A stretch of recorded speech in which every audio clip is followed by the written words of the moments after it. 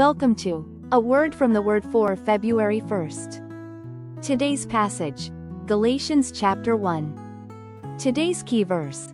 I am astonished that you are so quickly deserting him who called you in the grace of Christ and are turning to a different gospel. Galatians chapter 1 verse 6. Today's word from the Word, so quickly deserting the gospel. In a span of less than 20 years after Jesus' resurrection, a disturbing trend developed in the churches of Galatia. Christians were falling away from the true gospel and following a different gospel. The Apostle Paul penned this letter to the Galatians to address this tragic development. Here, he confronts the teachings of the Judaizers, a group of Jewish Christians who insisted that Gentile converts must adhere to the Mosaic Law. The book of Galatians begins with a fervent defense of the gospel of grace. In verse 6, Paul voices his amazement at the Galatians' swift departure from the truth they had embraced. Paul stresses that there is only one true gospel, the message of salvation through faith in Jesus Christ alone, received through grace by faith alone and not by works, rules, rituals, or religious practices.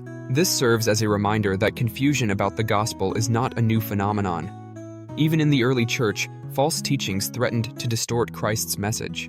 Several factors contributed to the Galatian believers' vulnerability to this false gospel. First, the deceitful tactics of the false teachers played a significant role. These individuals cunningly wove together elements of truth and error, creating a misleading and enticing blend that confused the Galatian believers.